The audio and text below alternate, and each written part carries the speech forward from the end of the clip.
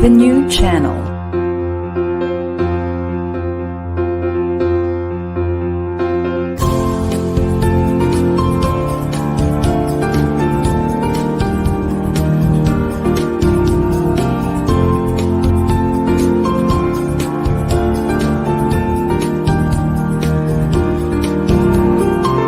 The new channel.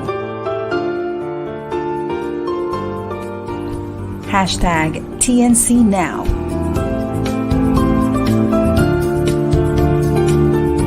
The views, opinions, and insights expressed in the following shows are those of the host, producers, guests, and viewers.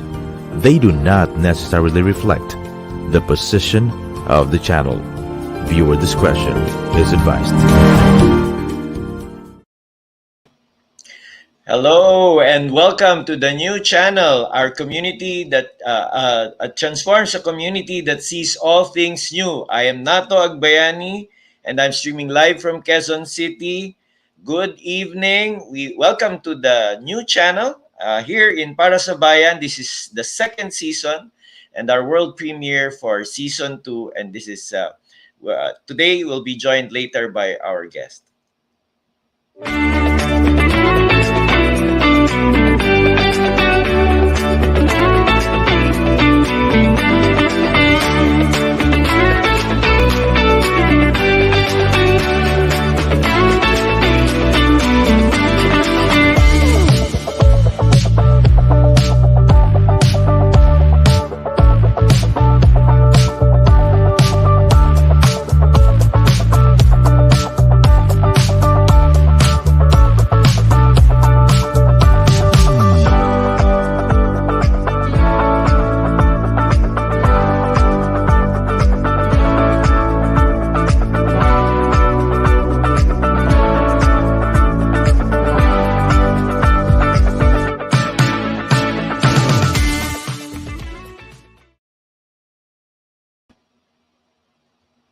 Welcome back. You're watching Para sa Bayan Season 2. This is our world premiere.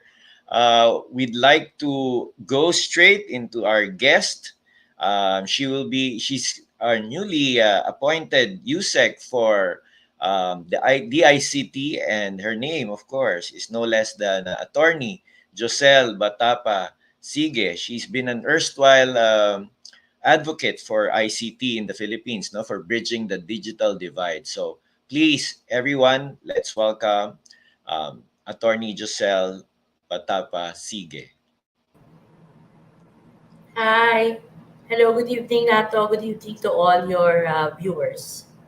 Yes, good evening. Anak ko, long time, hindi naman long time. I think we saw each other some time ago, a few weeks back during our board meeting. But now you're USEC for DICT, and I think this is I think it's really parang not really a dream, but it's really something that you can do and really help a lot with the industry. I know you've helped in bringing thousands of jobs in the Visayas in the ICT industry, and recently I read the post, and also I think I read it over the newspaper about the industries coming together. I think I was one of the people in the creative industry, one of the first people who joined that organization during the time of Create Philippines, no? I think that was 2017. So, and sila Alvin was also there, and the ANM Animation Council. So a lot of our friends were also there. So please, Jocelle, tell us about your journey to kumbaga road to road to DICT, please. Yes, thank you, Nato. No, so it's a very long journey. I believe your show has been there, especially during the crucial times when we were trying to help the Department of Information and Communication Technology begin in 2016. But prior to 2016, we were already part of the call for the creation of a dedicated department to really push for digital transformation in the Philippines, just like most of the progressive or all of the progressive countries in the world. So that was my first mission in 2004, alongside my local mission of helping Bacolod, where I am a counselor, to really clinch the benefits of the information age by Yeah. creating jobs, digital jobs. No, but then during that time, we were already pushing for the creation of the department. So that was about 18 years ago, and it's Wow. serendipitous that I am here, and I am now part of this department, Yes. which I helped push 18 years ago. Nato. Okay. So 18 years. So the advocacy came as far back as 18 years ago. I think I remember as early as 2004, the elections were not yet automated, and discussions about telecommuting. Oh, this is the wave of the future. People will be telecommuting. Pero it wasn't yet a reality. No? People couldn't really work from home. Only IT people maybe work from home. But with the coming of the pandemic, I think that's part of the journey of the country to really push it, because now Correct. um, all the offices have some form of work from home thing, di Right. ba? Well, So what do you think is the effect of the pandemic to really push this? I mean, before it was limited to like getting a US visa. Maybe you had to just pre-schedule, right? Now it's everybody's pre-scheduling. Before you couldn't go to a doctor, and well, the best you could do was call your doctor and get an appointment. But now there's e-consulta. There's a lot of things going right. on. So how do we start? Right, right. So the pandemic really pushed the agenda for digitization of a lot of things around us, and really creating digital solutions in order to address main issues such as avoiding the virus, stopping the spread of COVID 19, making life easy, especially in terms of consumer activities and transactions. So, really, the pandemic pushed the agenda for digitalization. But then again, uh, us in the digital advocacy side, as I mentioned earlier, in fact, many of those even started earlier than 18 years ago, Yes. really already envisioned the day when the country will leverage on the fourth industrial revolution.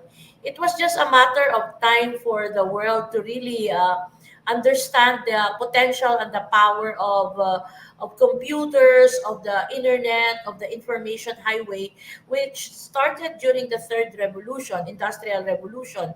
But when the fourth industrial revolution came, lot of disruptive technologies already jumped into the bandwagon Right. that Right. really made the world very hyper connected, and really made a lot of concerns, a lot of activities more efficient, more or faster. Things became faster, became easier for us, and it's something that is not only happening because of technology, because of connectivity, but also because of the need to innovate and to do Yeah. things in a new way, drop the very traditional, very slow Right. ways of doing things and leverage on the information highway. So my question would be, of the so many problems of the country, where do we start first in terms of ICT?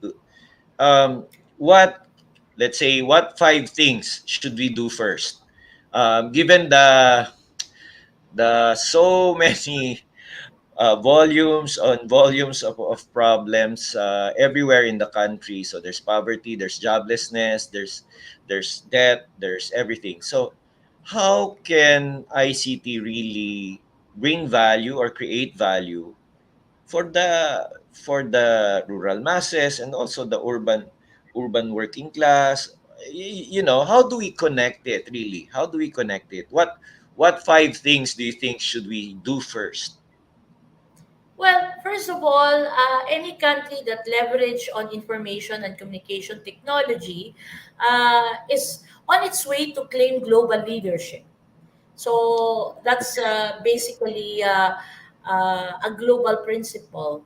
So the Philippines, naman, is not really, the last one to do that. In fact, today there's about 30 to 40 countries that's really there in the digital space. Mhm. So what we should do is really take a look at what's happening around the world in terms of the digital divide. The big So question is benchmarking, right? really, Yeah. yeah, the big question is really, what are the major causes of the digital divide around the world? And Mhm. well, in the Philippines as well. So the International Telecommunications Union, or the ITU, which is the United Nations arm for telecommunications concern, believe that there is a digital divide because there is an innovation divide. The innovation Okay. divide causes the digital divide when people do not want to leave their comfort zone and adopt new ways of doing things. Then nothing can happen. So you asked me, Nato, what are the five things? There's actually seven.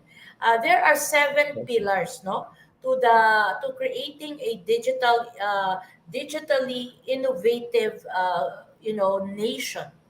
And Mhm. of course, we don't have enough time to discuss all seven, but I'll start with a very important thing to me, as far as Yes. I'm concerned.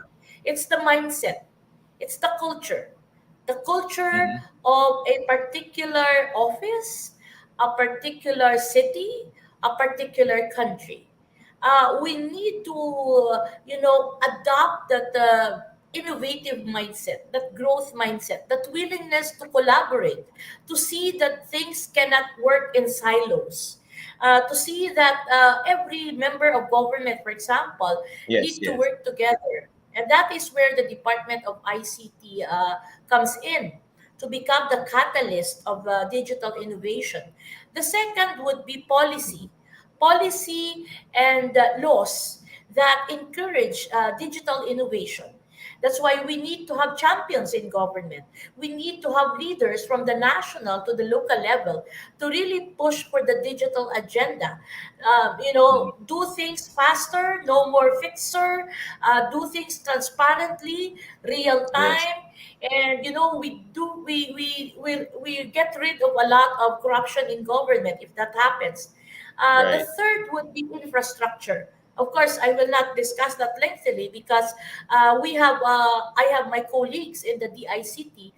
In fact, that is one of the major priorities of Secretary Ivan Jan Uy, our department secretary, to ensure that connectivity reaches the last province of this country, so that we have public access, we have universal access.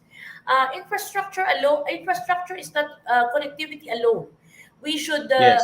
see the creation of innovation hubs all over the country. Um, Mhm. Science and technology parks, integration of innovation, most especially digital innovation in manufacturing, in Yeah. agriculture, in many aspects of our society. The fourth would be systems, okay? The fifth would Mhm. be people, talent, skills, very important, no, very important. We Mhm. need to see that our country's workforce is future proof. We have to future Yeah. proof our talent in order to complement the growing requirements of the growing requirements of the digital world. No, Right. there's a lot of things that need to be in place. You have cybersecurity. While we are there actively participating in the digital world, we also need to protect ourselves. We Right. have disruptive technologies. We have artificial intelligence, data analytics, data-driven governance is very important. I've been advocating that this last 3 or 4 years, Mm-mm. given the rise in the need for intelligent, curated data to solve day-to-day problems. No, so those are the basic pillars of Mm-mm. our community. We also need financial resources. We also need foreign linkages. The world is becoming smaller. We cannot just operate as a country. We need to have what they call this cooperation with other countries. So these are the many pillars that we need to put in place in order Yes. to clinch digital innovation. That's very interesting. I'm just having thoughts of wow.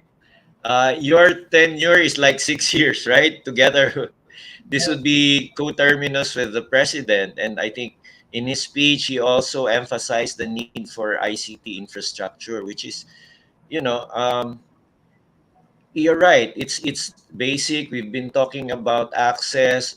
We too were in the ICT industry. We were also pioneers way back in 2000 for online enrollment and the what's this medical records, no? Because in the US it's already um, automated. So your medical records are available, readily available. And these were also things that we were working on in the past, and also smart cities. And with when you say resources, given this year, how much is the budget for DICT? Considering all the pillars that have to be in place over time, no? Parang because I was also with Congress, and we created department of ICT, and yet right now, what are you working with? What resources are you working with? Well, I have to say I am not really technically privy to the current budget, even the 2023 budget. In fact, realistically, I might have my office, my portfolio might have a direct influence in the 2024 budget, because Mm, when we came in, the 2023 budget is already in place. in So place, right? but what I know is the Department of ICT has the smallest budget, considering that it's a Wow. 6-year-old department. We are a Yes. 6-year-old department. I mean, if you compare us to other departments who are 50-year-old in terms of their creation and above, no? So the DICT is a relatively new department. In fact, I have to say there are so many things that we need to fix internally because we Mm, are a very new department.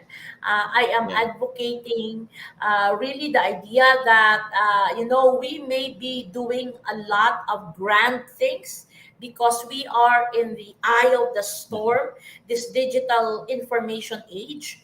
But it's Right. not just what we Mhm. do. It's not just what we do. I always believe that it's not just what anyone does, it's how they do it. Mhm. It's how they do it. I Yes. mean, all departments of government have budget. The question is Yes. how they How do creatively you use use the it? budget. Yes. Right. So I think how you the budget started impacts on the people, right? correct. I think you did the right thing by aligning most of the industries, no? The creative industry in particular, because in Korea and even in the world, I think the CICT, the group we created with Paolo Mercado before, was also parang planning na in 2025 we will be number 5 in Southeast Asia, something like that. No, I mean these are really grand dreams, and we know that the budget is small, and the government is such a huge infrastructure in itself. I think really you started on the right foot by really consulting and sitting down with the industries involved, because otherwise tama yung sabi mo, you have this much budget and this much thing, this many things to do, right? So the best thing to do it is really to build communities, and I think it goes the same for all government agencies, not just the ICT, maybe the OST, for example. I was also part of the innovation center of UST, the University of Santo Tomas, and we're also trying our best to get the best and the brightest to come up with good ideas. I know in Bacolod you've had a lot of you have a lot of tech people, and hopefully it will continue. So we Well, discussed earlier, just to paraphrase it, we discussed earlier your journey to the ICT, of course your advocacies, and then the pillars. Then now we really talk about brass tacks. Like, for example, what value, how much value can we really create for example, issues like farming, agriculture, parang 'di ba? Isang digital divide din 'yon eh. Because right, for example, prices, smuggling, all those things, no, it's really complex problems that right. Yes. But I Nato, think I'd ICT like would to really be able to. And then right. Well, Nato, I'd like to share. zero in really on my portfolio, Yes. because right now I feel that Secretary Ivan and his team um, actually designed the team, the organization for the next 6 years.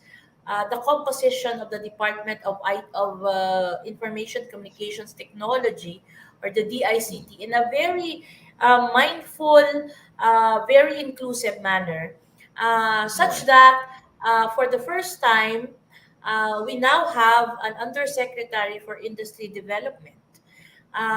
In the first 6 years of the ICT, the focus on industry development was almost invisible. The Yeah. focus was more on infrastructure. This year, this cycle, the secretary also created a portfolio. We also have an assistant secretary for digital upskilling, which is Upskilling. So also a skills, very yes. All important right. portfolio. I am That's true. joined, and I will be closely working with Assistant Secretary Jeffrey D. This cycle, we also have a very competent undersecretary for e-governance. Wow. E-governance, as you All right. said, was repeatedly mentioned by President Marcos during his SONA. So Mhm. e-governance will also take center stage Yeah. in the next 6 years. The DICT is going to be out to really reform, and transform and energize government systems. So we have Undersecretary David Almirol on the helm to do that. Um, the other mandate of the department is really countryside development. We have another lady who's handling that, Assistant Secretary Tess Camba of Zamboanga. Tess and Mhm. I are the provinciana in the team. Visayas and Mindanao coming to join the whole group to really Yes. deliver the services of the Department of ICT down to the provinces, to the region. Insofar as your question is concerned, I believe that whether it's agriculture or manufacturing or commerce or health or social services, all these need to be touched by the innovation wand. And when I say Yes. that innovation wand, all these need to realize that innovation can only come about when we try to explore digital solutions. Because NATO, I'd like to emphasize, and this is also the ITU principle that I'm always espousing. Mm. We now want to move to the third level of governance, which is called digital governance. The first level Yes. was analog. Everything was manual, papel at ballpen, Right. Right. paper, lining, queuing, all this stuff. You put in your name, and you put it every time you go to government. You encode your name. In other countries, there's already a single entry policy.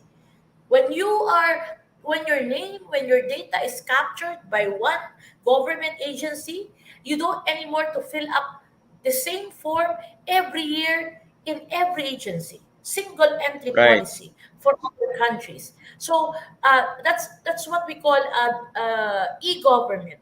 So we move from analog government to e-government using ICT, using technology, and finally, the last stage is digital governance. And let me just Yeah. quickly really emphasize the meaning of digital governance and Okay. its difference from e-governance. There are two types of e-governance in the Philippines or in the globe today. One is ICT centric. You focus on the technology. Ano ba itong Oo. technology ba to? Mahal ba to? Sophisticated ba to? Complicated ba to? High-tech ba to? Yun ang focus ng e-governance. But digital governance focus on the impact. It focus on the problem solved. It focus on So, uh, are the jobs growing? Are the services mhm. faster? Is there Yes. less corruption? Do we save time in all these systems by using ICT? The focus now is on the impact of how technologies change our lives, not anymore on Oh, the technology and just the technology. Today, I'm afraid a lot of people, even in government, are focusing on the technology without really understanding what the problem is and what they're trying to solve. So, correct. I am an innovation a mover. I always think about the problem and the solution, then you find the technology to address Right. the problem. But Should but be right now, person-centric.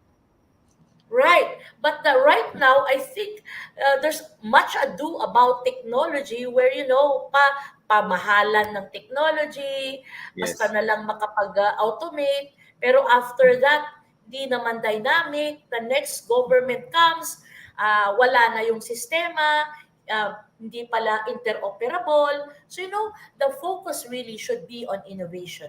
And technology will drive that innovation. Okay. That's great stuff. And there's so many things you already told us about digital innovation. We're going into a break, Attorney Jocelle, for just a short break. And then when we come back, let's discuss more of that, the technologies that we need, the appropriate technologies that the people can really use, down to the ground, down to the grassroots. Okay, so guys, our viewers will just go right into a break and then we'll come back with Attorney Jocelle Batapa-Sigue.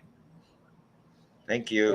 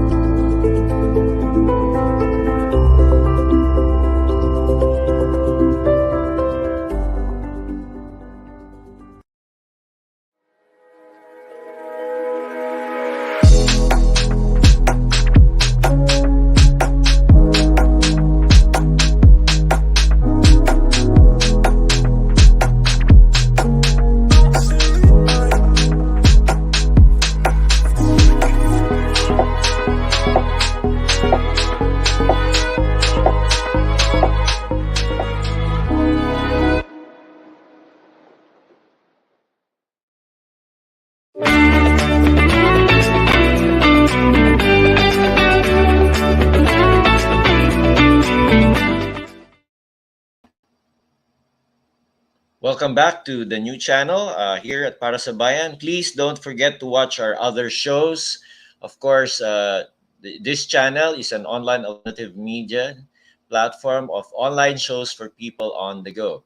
So please watch all our shows as you see on the screen. Imagine having your own show, your own playlist, your own content, but we make it easier for you. So TNC transforms the lives of our viewers through engaging, authentic, original content. Our channel is a responsible global 24/7 platform that showcases Filipino talent, global influencers, cultural intelligence, and ingenuity. So don't forget to watch all our other shows. And of course, Para sa Bayan. So thank you.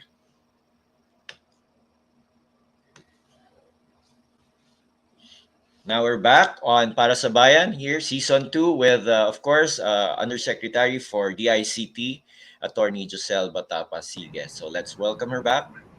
Thank you. All right. So, welcome back, Giselle. It was exciting what we discussed earlier, and I think now comes the time where we really need to maybe discuss specific programs of the department, and how we can actually reach out to as many people as possible to bridge the digital divide, as they say. So, before kasi, di ba, it's sabi nila it's the digital haves and the digital have-nots. So how is it defined today, the digital divide? Of course, there are so many things, there are so many ways to define it, but how does the agency see it? Well, of course, I currently, of course, I cannot speak for the whole agency, for the whole department. As I said, every one of us has our own portfolio. But let me just speak for my portfolio, and just to continue the point that for this cycle, for the second cycle of the department's existence, the target really is to create millions of jobs for Filipinos. The marching orders coming from Secretary Ivan Uy is really to, you know, drive the numbers. And as you said Mhm. earlier, my first order of the day was to meet with industry associations uh, who's already there since the very starts. Since 2004, when I also started, they were even there beyond the time I started, or even earlier before I started. So the goal is to create opportunities and jobs for Filipinos, especially in the digitally enabled space. And this is practically probably 99% of all jobs in the world today. You need to have digital skills, at least basic. Probably for other types of jobs, you need to have intermediate skills. And if you want high value, high paying types of jobs, then you have to have advanced digital skills. So the goal is really to drive the number of jobs in the country today. Secondly, my other portfolio is in innovation. Again, I'm going back and forth to innovation because, again, another serendipitous event is for me to be also tasked and officially designated to sit in the National Innovation Council, a Mhm. council which was created at a time when I was also one of those who helped create, who was part of the technical working group to create the implementing rules and regulation for the law. Yes. Another, I believe that there's always divine providence in everything we do. Remember, last year I was pushing for the Philippine Digital Workforce Competitiveness Bill, which I Yes. helped craft under the Mhm. office of Senator Sani Angara, jointly Mhm. with the office of Senator Joel Villanueva. Well, in my department order as of last week, I will officially be sitting also in the Digital Workforce Competitiveness Council. I will Wow. also be sitting in the Export Innovation Council because we have a lot of products in the digital space that we export. I will also be sitting officially and representing the DICT in the Innovative Startup Council. Mhm. That is, I think, a bill of another colleague, friend before, Senator Bamakino. So you Yeah. see, all the innovation councils that has been created so far is under my portfolio, and I know these are really big shoes to fill. But as a standard operating procedure on my part, I always co-design and co-create strategies with stakeholders. I Mhm. am I will become one of those government officials who will never create any solutions on my own. It has Yeah. to be co-created, uh, Collaboration. in collaboration Yeah. with stakeholders. So you are mentioning specific programs. Well, currently we still need to create specific programs for all this task, but last week, I'm happy to say that since everything is now in place, all the undersecretaries of DTI, DOST, DICT, and other concerned agencies have already been appointed. We are set to approve application for grants of almost 200 million pesos worth of projects across Mhm. all government agencies. These are all innovation projects Yeah. from region 1 down to the last region. These are all innovation projects which have been applied for by different government agencies around the country, in agriculture. In fact, most of the applications are agriculture related Agriculture. innovation. Yeah, How agriculture is it related. in terms of the infrastructure or the organizational structure of the ICT? There will be regional councils, parang Well, regional currently, innovation councils, and then it goes down to the provincial and the municipal and city. How does it work? yes. So, well, currently, another good news that I bear, although I wish that the spotlight also will be on our Assistant Secretary for Regional Operations, which is my colleague, ASIC But in this second cycle of the DICT, we will probably now have one director per region. So Okay. during the first 6 years of the ICT, unfortunately, because of transition, beginning, Yes. birth pains. So what happened was uh, the regions, the traditional regions, were clustered into supra regions, such that technically there were only around 7 to 9 regional directors, Parang cluster Luzon, directors. Visayas, Mindanao lang. Oo, konti lang. Seven, But parang now, pinag-group lang, ano? yes, yes, but now, thanks to the powers that be, I think these positions are created and approved by DBM. Each region will already have one regional director, and Mhm. hopefully, we're now trying to explore the idea that just like the science and technology officer of the DOST in every province, Mhm. the DICT can also be allowed to create provincial ICT officers under the mantle of the regional directors. But currently, we have provincial com- com- components, complements. No? We have people in the province, in the different province in the country. That's why I'm taking this opportunity to ask our kababayans, Filipinos, when I got my appointment last August 4, I received a lot of applications to join a particular DICT in a particular province. So what I do is I have to push them down to the Yeah. provincial and regional level and apply there, because the DICT, especially in the countryside, provincial and regional level, needs really good young minds, to help us. Yes. So as far as I know, Nato, I think we have representatives presence in every province. Yeah, I think that's the best way to do it, because, of course, I understand the Herculean task that you have to do, and you know, cooperating or collaborating with the industry officers, with also the organizations you formed in the past, and now with the, I mean, it's like you need a public information officer. Well, you need a technology officer also in each municipality, maybe under the planning office.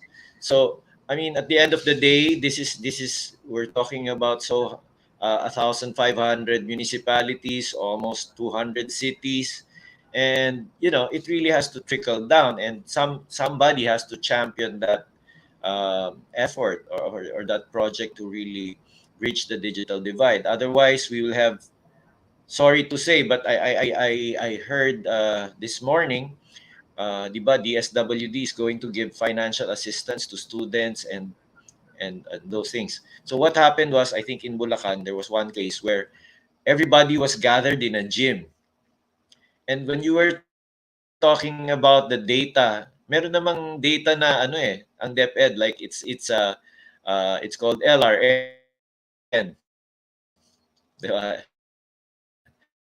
That's to identify the learner. So you have that data already, and that's existing. So why not use that data to really align things, right? So, well, I think at the end of the day, in terms of for innovation and the many things that it has to do, but of course, I do not envy. Well, in a way, I love what you're doing, but at my age, I think that would mean, I think, 2 hours of sleep. Yes, yes. So maybe Hindi naman 2 hours, in mga the 4 hours. industry, 4 hours, di ba? Tapos you have to prepare.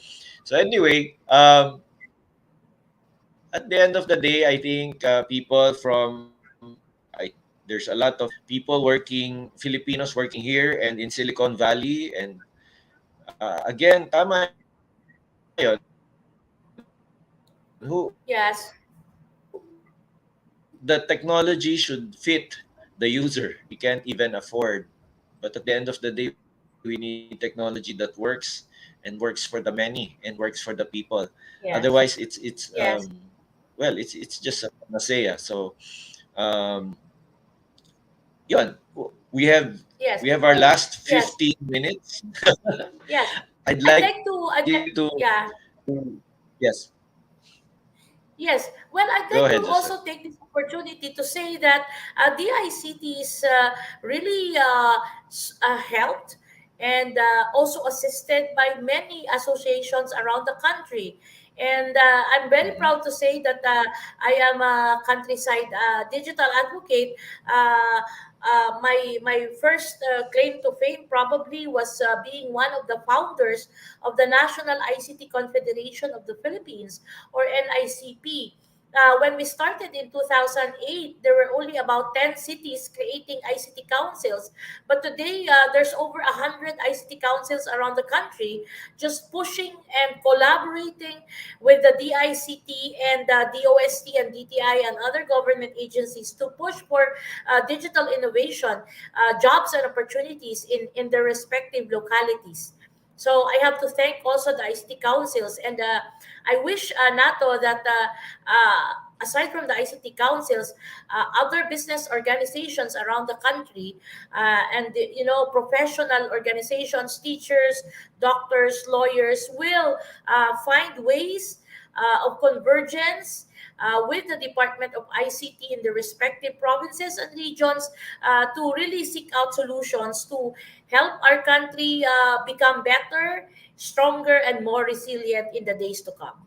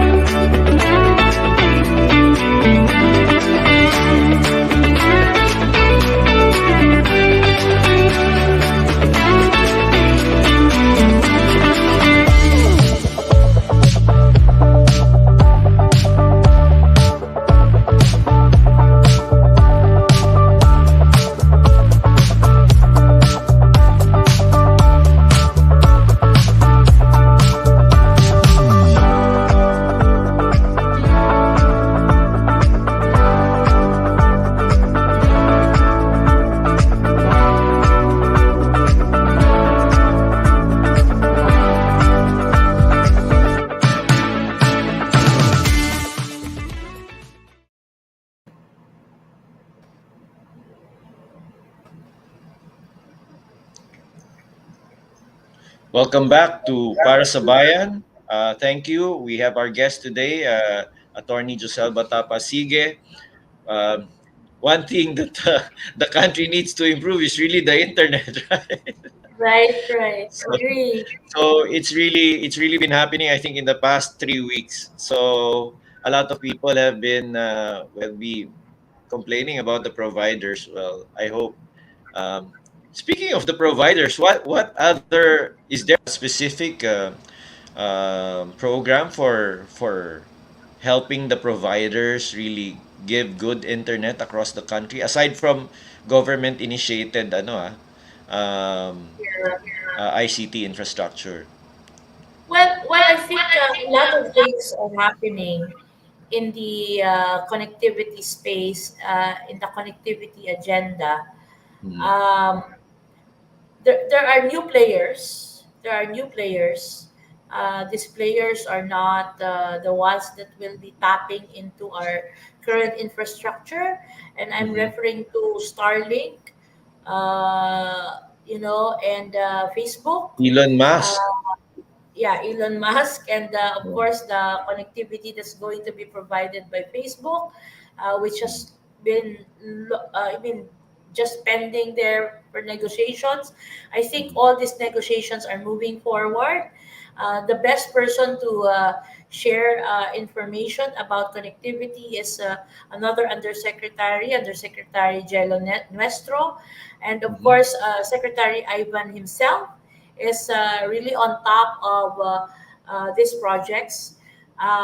We are also moving we are also going to move very fast in terms of government Wi-Fi, the Okay. free Wi-Fi program Mhm. that's being laid out across the country by the thousands. Supposedly, the target is by the thousands. So, uh, we had the elections. We have a lot of Yes. calamities. Of course, but these are no excuses to really stop pushing for all this government Wi-Fi program.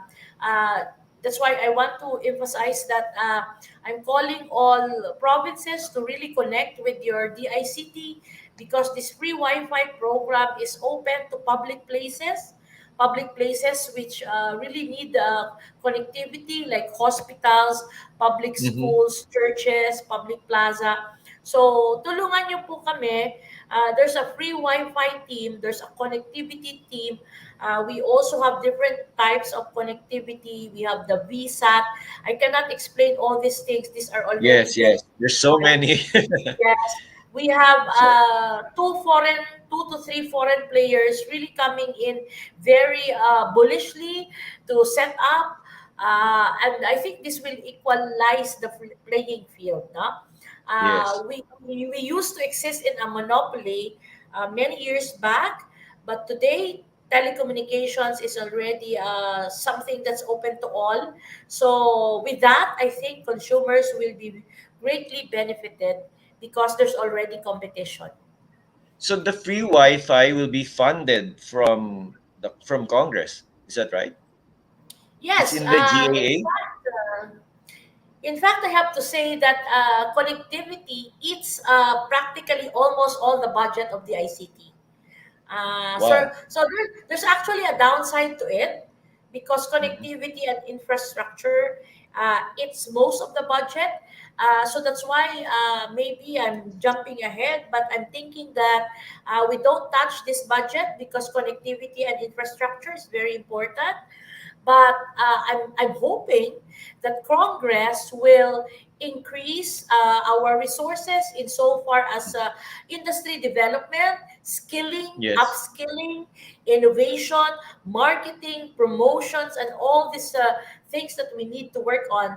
But I'm still optimistic because even if we don't have the budget ourselves inside the DICT, I am always hopeful, and I always expect to be working closely with DTI and DOST with regards to these other concerns. So kami lang, ako, you know me, Nato, for many years, Yes. I don't really look at the resources as an obstacle achieving targets. Although very important, but I think as government workers, we need to creatively use our resources, whether financial or human, to drive our targets up. Yeah. All right. So before we go, I'd like to thank some of our viewers who's joined us. Of course, there's Apple Esplana, no, Manansala. She's our TNC chair. So she's watching the world premiere. And then, of course, we have another host, Celia Jacob. And then, of course, formerly from ABS-CBN, si Kathy Solis, who also has a show here. And then also Joe Garma from Tarlac. No, she's also one of our partners. They're doing ICT also in terms of GIS. Geographical Information System. So they're interested to watch kasi what's happening, what's next, di ba? So we have our last 5 minutes. I just want to maybe paraphrase everything. So we talked about your journey, about how what the department is doing right now, what resources are available to it, what well technically what pillars or programs are being set into motion or put into place of a 6-year-old government agency. Ano yun, ano? Uh, Pag 6-year-old government agency kasi, that culture is also young and new and fresh. Because, well, I've been in government for some time, no? For a lot of different, from LGUs to the national government and also in the legislature. So, parang I have and then I've also worked with NGOs. We work together in the same NGO. So parang ano, 'di ba, yung perspective mo is now much bigger.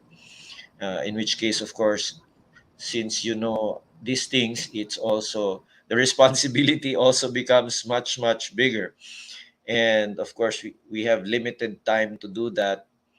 And competitiveness, global competitiveness. I attended one session with the Dr. Bernie Villegas of the University of Asia and the Pacific, and he's quite positive about the economy and how we're going to make it. I think one discussion was also the ICT infrastructure. Of course, there's tourism, there's the OFWs, and a lot more things coming into the economy. But at the end of the day, siguro I will ask you, Joselle, what would be uh,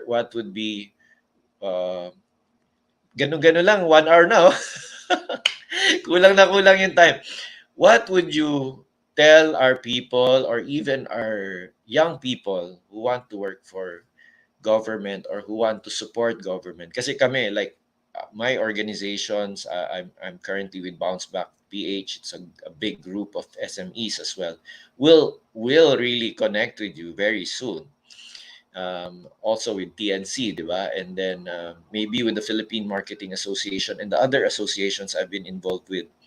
Kasi they also need to connect. Otherwise, um, this country has to go farther than, sabi nga ni Rebecca Bustamante, we need to become a first world country.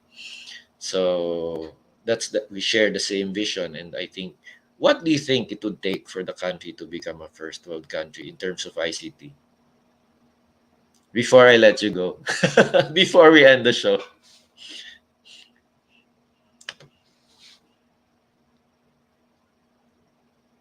Sorry. Yeah, well, everybody has to know their role. Each one of us. We need to know our role in creating and driving the future that we want to see for our country.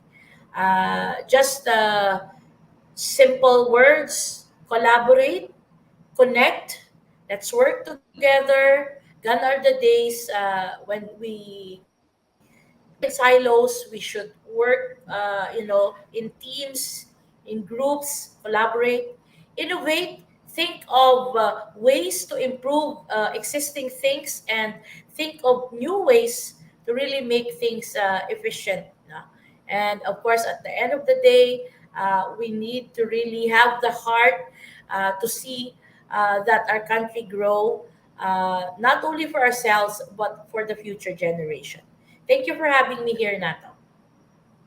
Thank you, Attorney Jocelle, no, USEC Jocelle. So, it's been a great discussion. It's been a great substantial one, and with that, we'd like to thank you, USEC Jocelle. We know that you're right now with the right heart in the right place. So full support tayo dyan. No? We'd also like to thank, of course, our viewers. We have been watching. This is the reboot of Para sa Bayan now with only one host, and hopefully with guests as good as Attorney Giselle.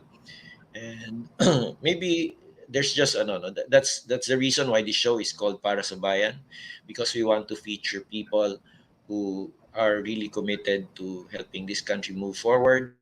We envision this country to be a first world country, hopefully in our lifetime. So with that, we'd like to close the show. We'd like to thank everybody. Thank you for watching Para sa Bayan. See you next week. We'll have another big guest, and don't miss us every Saturday, 9 p.m. Thank you, and hashtag Para sa Bayan. Thank you everyone. Thank you mga directors also at the backstage. Thank you, Giselle. Bye-bye. God bless you.